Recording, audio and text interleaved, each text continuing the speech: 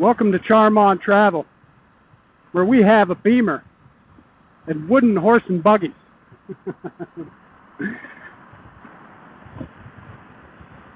I will now talk about the evolution of transportation in a non-pompous and non-condescending way. For 45 minutes, we're on 87 East, headed into Kinsman, Ohio. From Kinsman, we're going to grab 88 and head into Pennsylvania. Once there, there's a road called 846 that I have never been on. I don't think I've been on, but it's near the Shenango Valley Reservoir, which is the ending dumping point of the Pymatuning Reservoir. So I don't know the name of the river. It might even be Jamestown River or Jamestown Creek or something like that. But no, you know what? I bet it's Shenango River.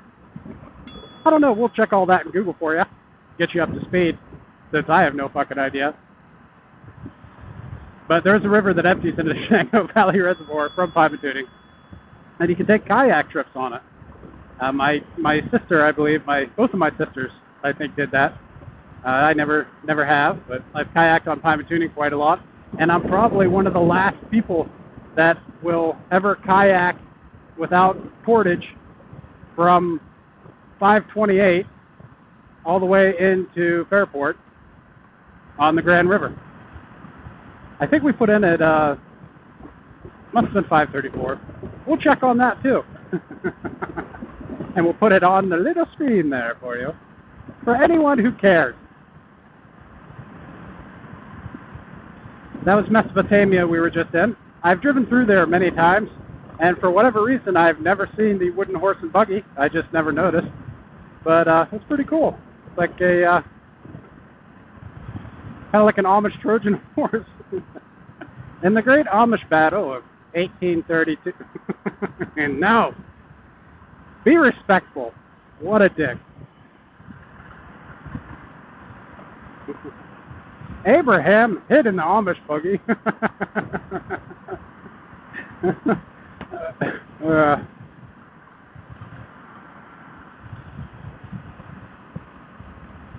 Gonna roast a turd for that one.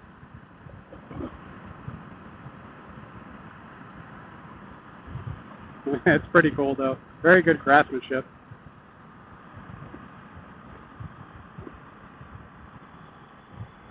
I've always respected the Amish. I've worked with them in, doing odd jobs and certain farms and stuff that I've been in. Very hard workers. Family is very important to them. Obviously, religion. And the community is extremely strong. And for the most part, they're not as big of jerks as we are to them. Case in point, my last few statements.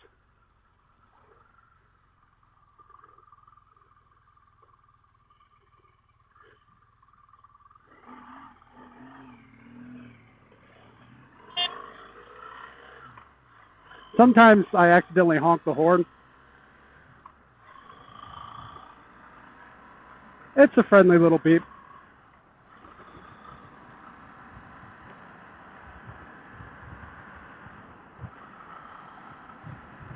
I told Melissa, it's just going to be a short little ride. And we're like 80 miles from home, intending to go further.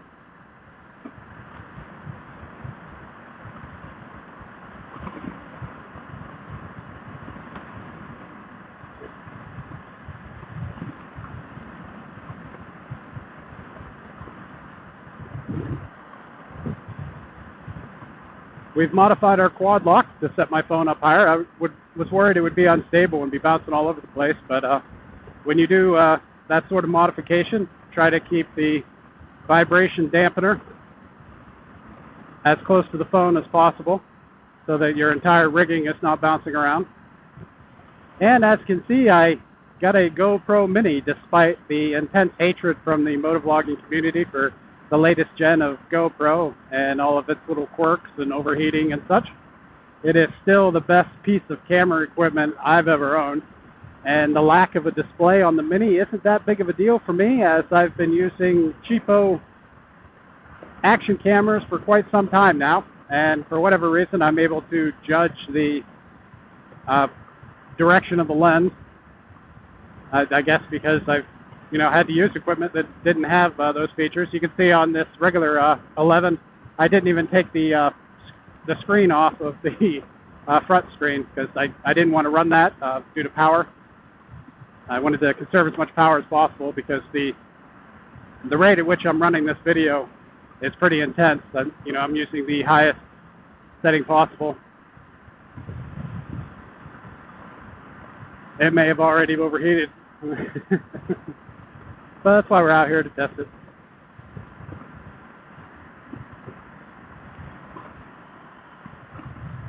And I want to take a few minutes to talk about why I have a beard. I have a beard because the ladies love it. People hate my beard. But Melissa loves it, and that's all that matters to me. I used to grow one every hunting season because, well, it's a face jacket and keeps your face warm, especially when it freezes or it snows on it. It's an added layer of insulation to your face. So even though you're covered in snow or ice, your face actually is warmer. It's sort of like your own personal little igloo. And I've grown it and shaved it, but decided to keep it this time.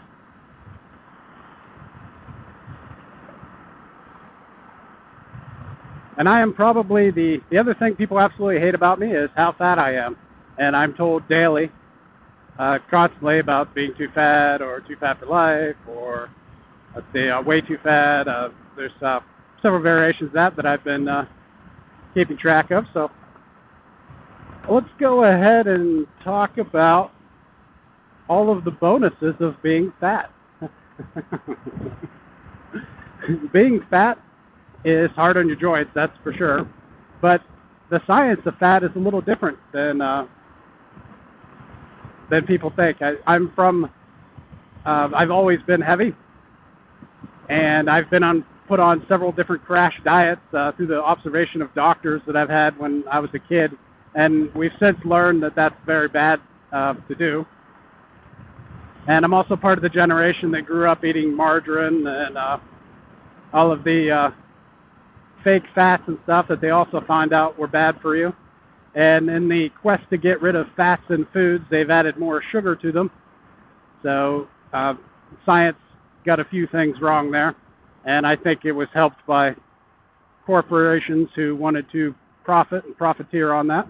Maybe even the farming industry, who a lot of sugars and such are derived from corn, which is mass-produced in this country.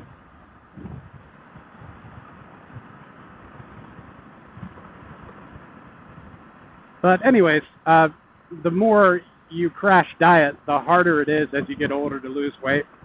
You have to work very hard. I imagine it's maybe not as hard as losing weight after a pregnancy, but it does change your metabolism. Your body wants to hold on to that, when you're on starvation diets like that. But also, being fat is not as unhealthy as a lot of people think. There's two different types of being fat. There's a subcutaneous fat layer that sumo wrestlers and some athletes have that's set on top of the muscle and away from the organs. And that is, while your body is taxed by carrying it, it's not as unhealthy as the kind of fat that permeates your organs and tissues down below the skin layer. But what else can we say about being fat? I don't find skinny people attractive. Not that I find myself attractive, but in other women, I find women who have weight on them more attractive. I always have. My fiance, I think she's fucking beautiful. I love how she's built. Lane Bryant, if we ever break up, Melissa, you'll find me at Lane Bryant. I'll just be waiting out there.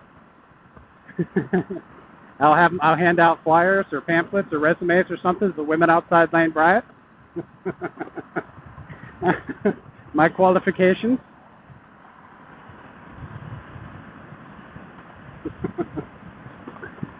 But aside from that, the idea of beauty and what it is has changed throughout the years. I mean, back in Victorian times, the women, the voluptuous cherub angels and women and, paintings and that sort of thing.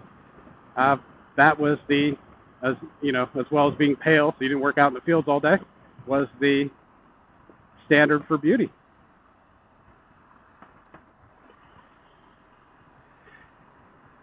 And in a shit hits the fan situation, you've got at least a month of reserves. If you're ever in a shipwreck, you're more buoyant. When riding motorcycles, you have a greater mass. You have a higher gravity to stick you to the road. This motorcycle has 190 or 192 foot-pounds of torque. And with my weight, I can apply most of those directly to the road. Being fat also increases your musculature. You have to work harder. You have to have more muscle to perform the tasks that thinner people have to do, or that thinner people can do. I don't know why this guy's going so slow. I'm just going to back off him a bit. We'll back off him a lot.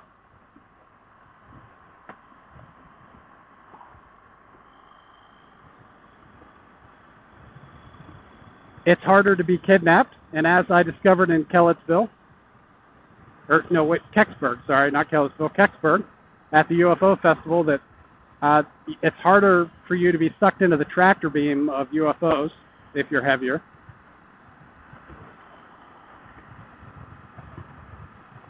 You're immediately recognized in any room before anyone else. You don't have to sit next to anyone on an airline.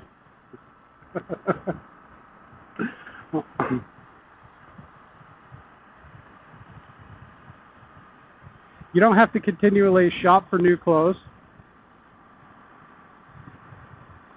You end up buying higher quality clothing because your clothing has to last longer because it's more expensive.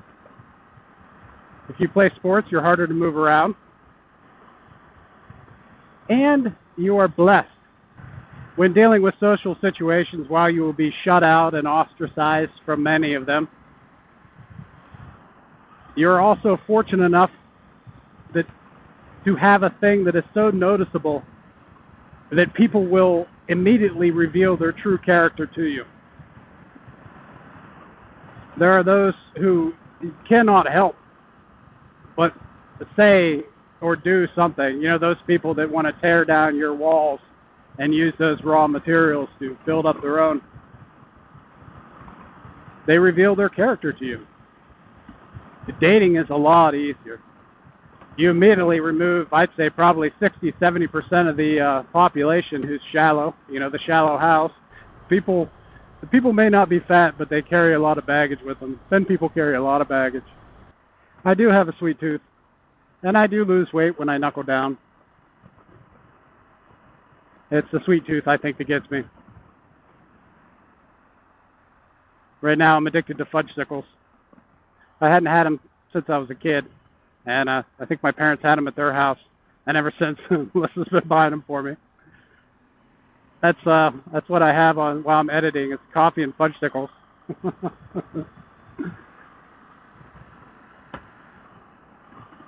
My weight was less of an issue once I started playing sports. I was a lot more active, and while I never lost, I never got down below a certain weight, probably because all those reasons I cited earlier. Just we didn't understand, how to lose weight back then, and we did all of the wrong things. But also, then being a little bit heavier was a bonus. I mean, I went to play football in college. I wasn't that much lighter back then. But it's not going to happen fast, and it never does. And even when I lose weight, I still get the same flack. So I focus now on living a happy, healthy life and being able to do the things that I enjoy doing. this September coming up, I don't know if I signed up accidentally or if they're just hoping to get more participants. But this this September, the Great Cycle Challenge, I did it I think in 2019 or 2020, one of those two. I signed up to ride for child cancer, and I raised like $500. I got the jersey that didn't fit me, but I hit my challenge. I think it was 300 or 400 miles. I'm not sure, but I upped it to 500 this year. I don't know that I'll make that. I actually thought it was in July or this month, but they're doing it in September this year. So I'll be doing that, and I'll get in better shape, and I'll probably get to ride the motorcycle less, but I won't really lose any weight. I'll lose maybe maybe 50 pounds or so, but it won't be that noticeable.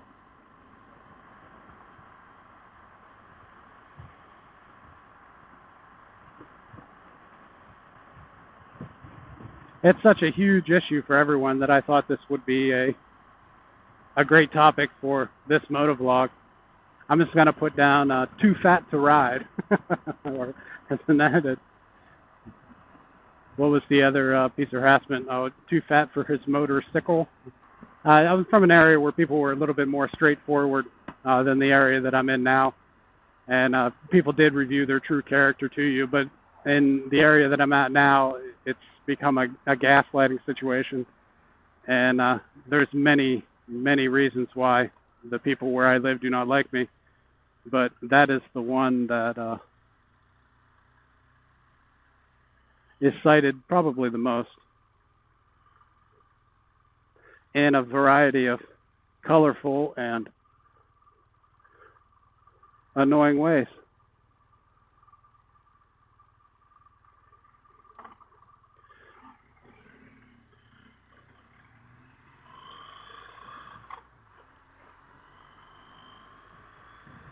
The harassment was exacerbated by a few individuals who were close to me who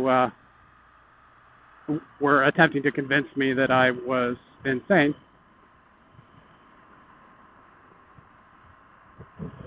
But I set out to prove that that was not the case, and I have. I ended up finding a book. I will put the link down in the description. But it's a book on gaslighting. It's the Gaslighting and Recovery Handbook. And that thing about a bubble that I spoke about in the My Head in the Clouds vlog, that actually helped me quite a lot. And I cut it out, and I'll probably cut it out of this motovlog too, but that was extremely helpful for me out and just ongoing harassment itself. The exercise is to meditate calmly and to envision that there is a membrane, as if you are an amoeba or a simple cell organism, or as if you have a force field or a shield around your person. And the exercise that helps is, to breathe deeply and to imagine that all of the negative comments and all of the anything associated with gaslighting, the doing something to you and then pretending that they didn't do it, that all of that is, that you can put all of that outside of the shield, outside of the bubble, and anything that's on the outside of the bubble that you do not want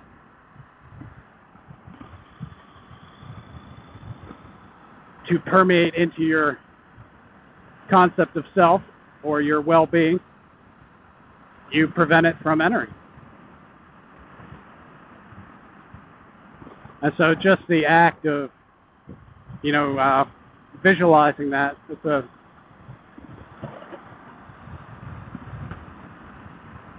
it's visualization, actualization. And that's all I have to say about that. We're going to do a quick camera change down here, and then we're actually going to turn around because I forgot my wallet at the house. But that's all right. This was a nice little ride here. I got all this camera gear, but forgot my driver's license and my money and my cards. So instead of going left into Pennsylvania, we're going to go right, deeper into Ohio, and make a loop.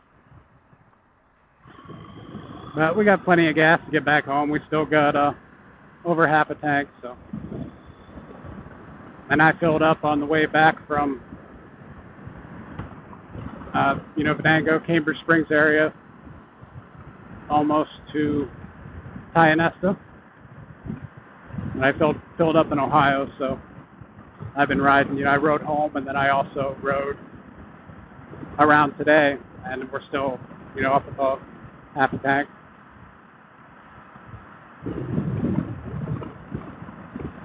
I'm sure I'm looking better than ever in the new GoPro here. I'm gonna manipulate the footage to make me as skinny as possible and as flattering of an image as I can produce. I've been harassed my whole life, and gaslighting I've experienced usually from one or two individuals in my life in brief periods of time. Most people, like I said, where I'm from, didn't bother to hide the fact of what they were doing. But I don't know if it's today's culture, it's fear, the safe spaces. I don't know, but it was a massive coordinated attack on my psyche.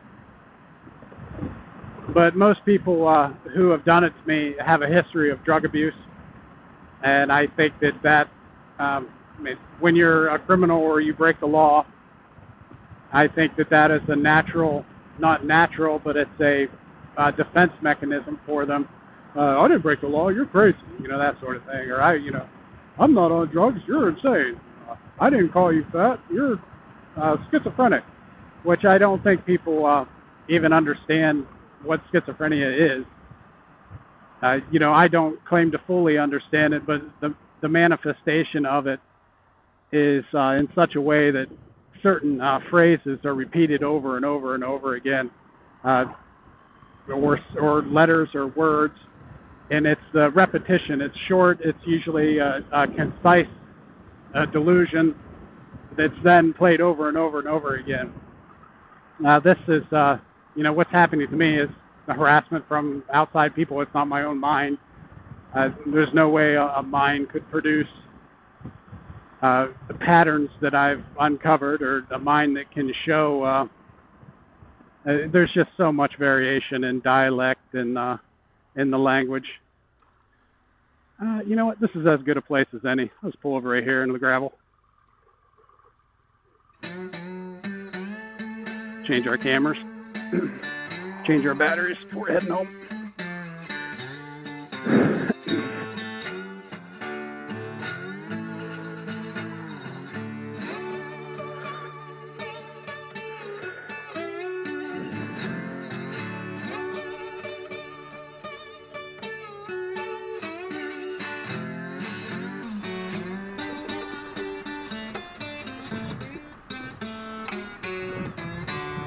Make sure I got my chin strap there. With a beard, it's harder to notice when your chin strap is a strap, because you already have something down there. And the way I wrap my beard up so it stays out of the way, it feels like a chin strap is there. Chickens! So I have to be more careful with that.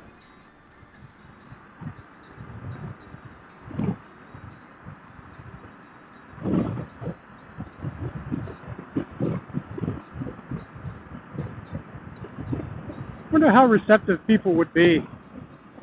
I kind of want to. It's like, hey, you guys want to be filmed? I can just ride with you for a bit.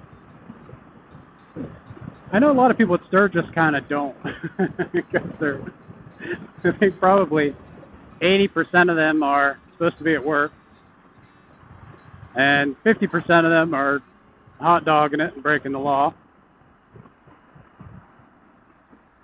And probably about 3% or 1% are in outlaw motorcycle gangs. So it wasn't received super well.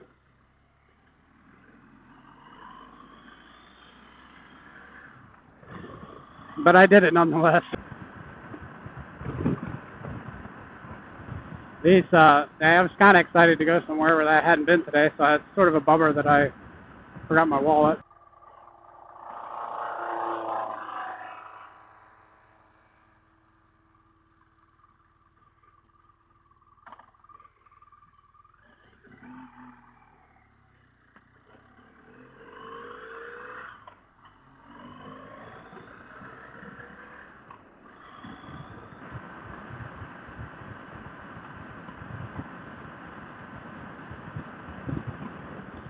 Some of my favorite riding's coming up. It's sad to see Slummer slowly slip away. That's a lot of S sounds. How's that for alliteration? However, some of the most beautiful riding is coming up. And also some of the most dangerous riding, too, coming up. People don't realize how hazardous leaves on the road are, especially wet leaves.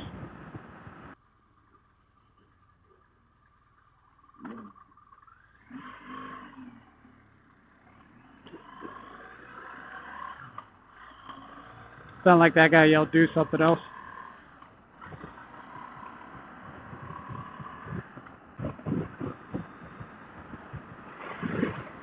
Let's see, what else is good about being fat? You can do body weight exercises and get more of an effect. Taking a blow from someone or something hurts less. There's more cushion for the pushing.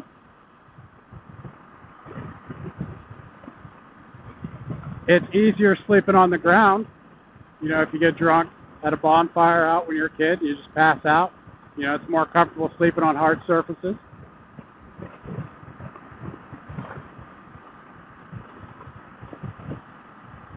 There's no fucking reason to run anymore. Because even if you did, you wouldn't get there as fast as someone else.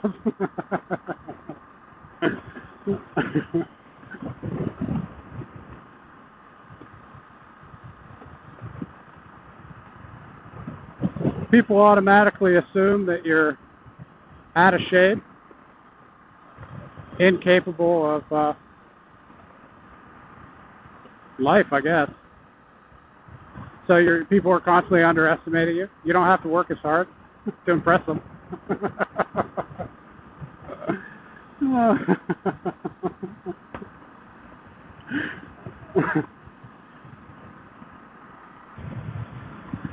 That was always my favorite thing, though, is that people reveal their true character to you.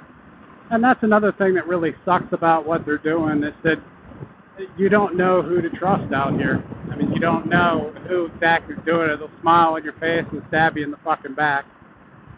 And it's been like that since I got here. And I'm too old to keep your friends close and your enemies closer. Like, I don't want anything to fucking do with you, you know? This is the fattest motovlogger you don't know. Charm on Travel. Signing off. Reminding you to stay tuned and go.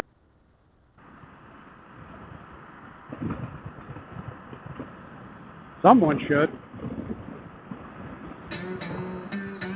Probably cure 90% of your problems.